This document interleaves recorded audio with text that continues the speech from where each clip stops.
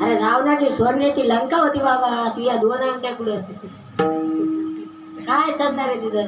सोनियाची पुरी समुद्राचा वेढा, सोनियाची पुरी समुद्राचा वेढा, समुदाय गारा राक्षसाचा, समुदाय गारा राक्षसाचा.